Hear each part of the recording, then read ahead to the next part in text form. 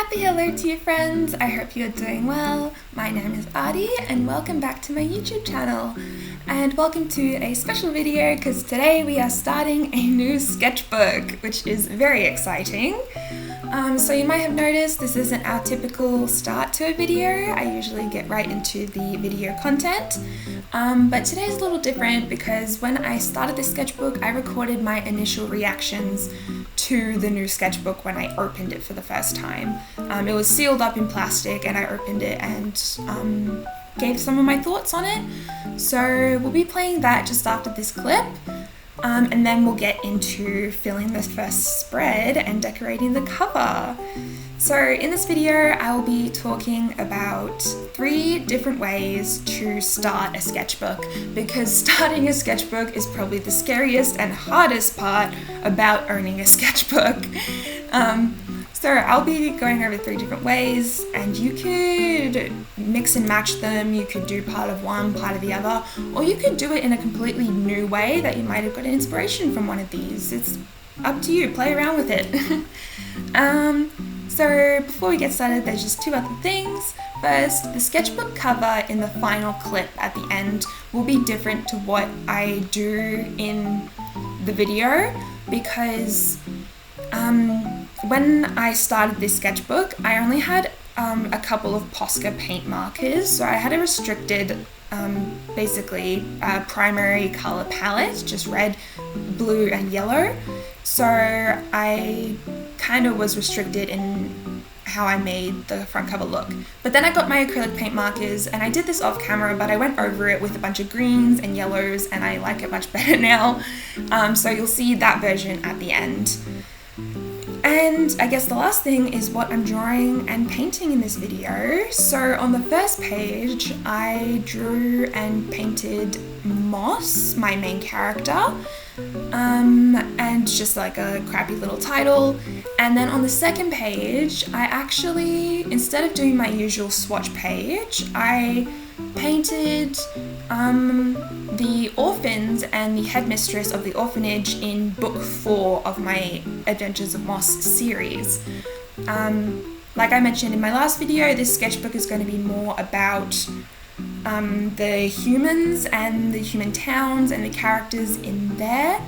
So I thought I would just do some characters first instead of a swatch page. So I really like all of these characters except I like the headmistress because I am interested in her character, but personally she's really mean and I don't like her. Like, she's mean, I don't like her. But in terms of like character building, she's very interesting to work with. So I'll be drawing and painting those on the other page. And yeah, I hope you guys enjoy the video and we'll get right into it.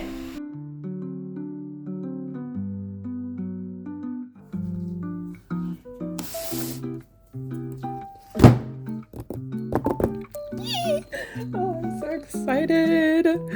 Okay, this is the Royal Talons Art Creation sketchbook. It is going to be our new Adventures of Moss sketchbook because in the last video we finished the last one. Very exciting. I got this a little while ago preemptively for this. Get it open. Specifically for this, and I got it in this gorgeous lilac color. It's so cute. And funny thing, I accidentally ordered a tiny version about that big of the book first because I picked the wrong size. Oh, it's so pretty. So it is 80 sheets and it's 140 GSM.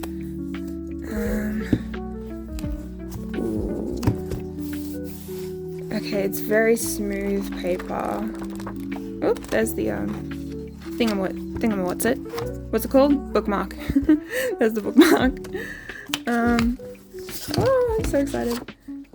Oh, that's the back if you're interested. I'm filming a little later in the day today, so it's a bit dark. Actually, hold on, excuse me while I reach over and turn on the light. How's that? Is that better?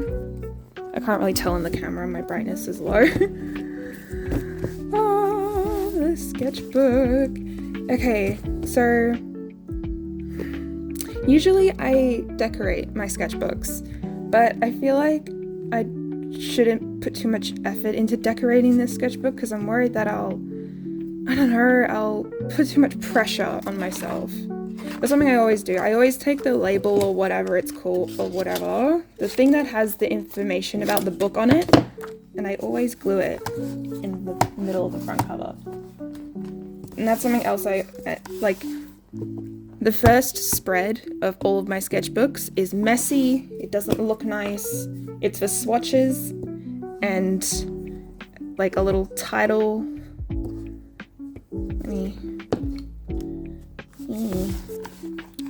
There we go. Nice in there.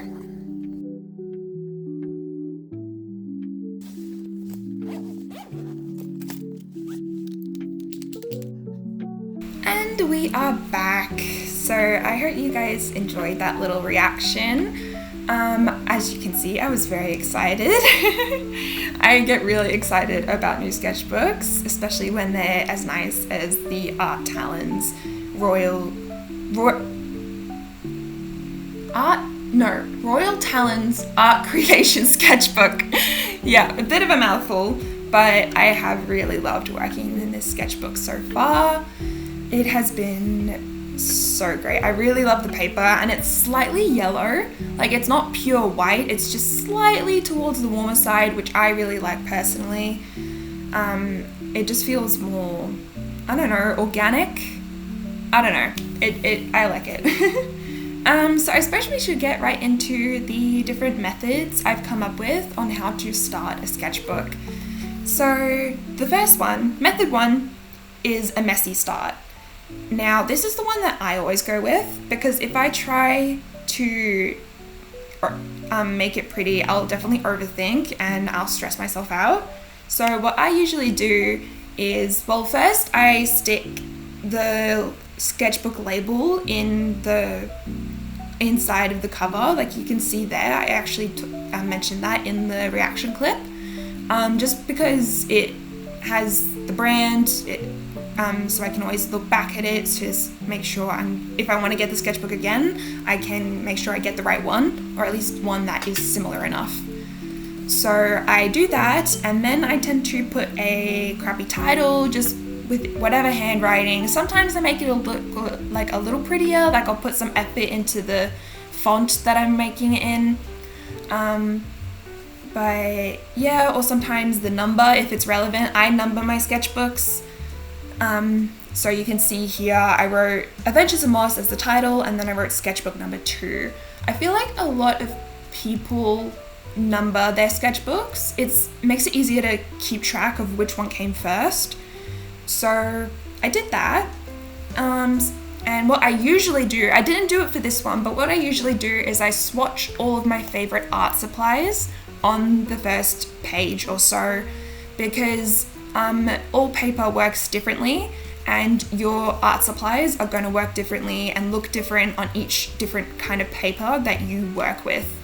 So I always swatch my favorite art supplies, and I usually do that on the first page, and just so it's always there, and I can always look back at it to see if one of my art supplies that I want to use worked on that paper or not.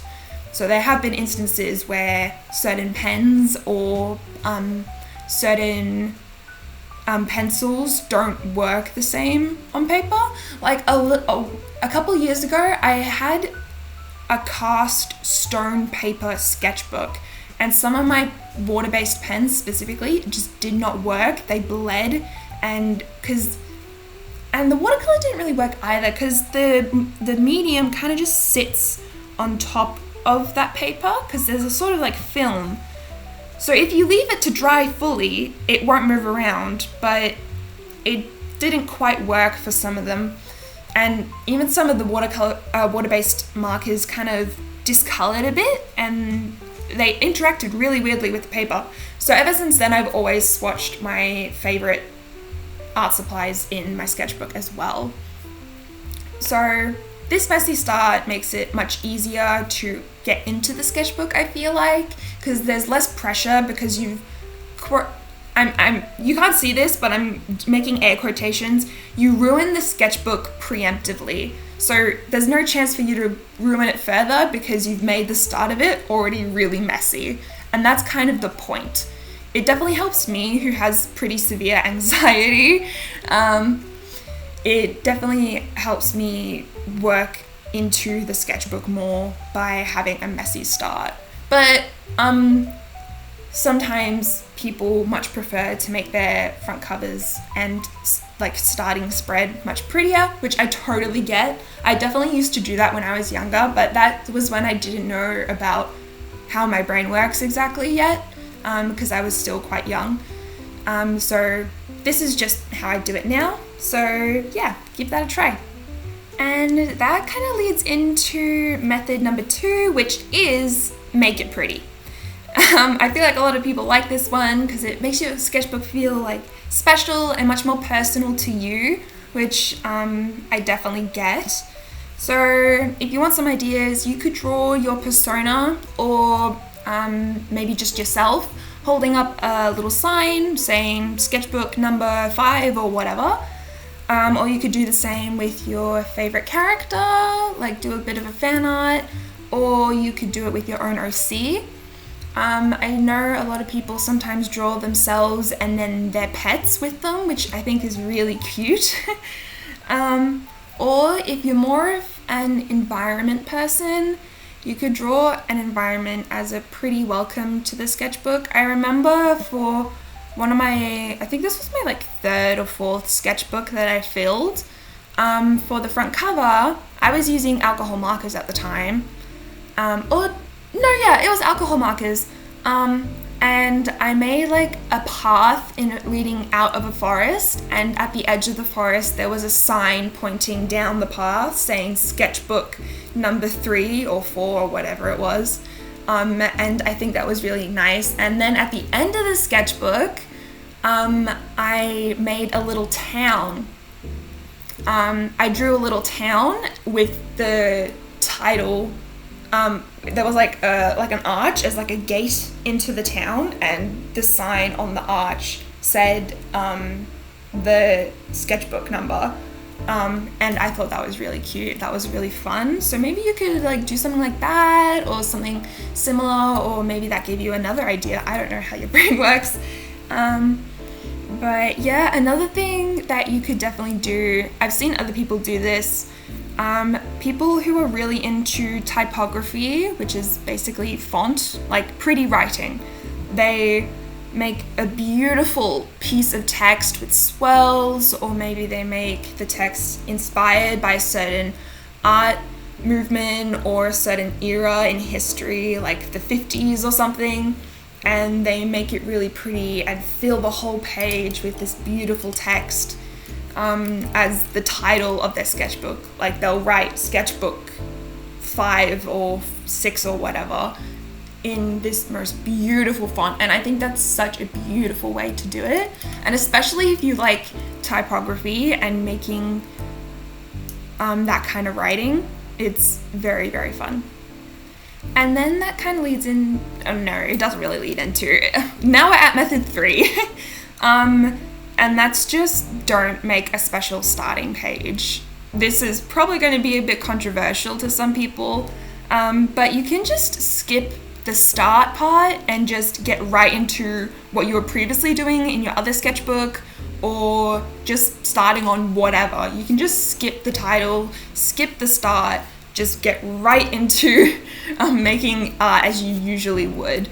I have done this once or twice, and it does help. Like if you don't put that any pressure on the start of the sketchbook, it makes it much easier to just get right back into what you're usually doing. So I kind of half did this method here and also the messy start on the first page. So yeah, those are 3 different ways you can start a sketchbook.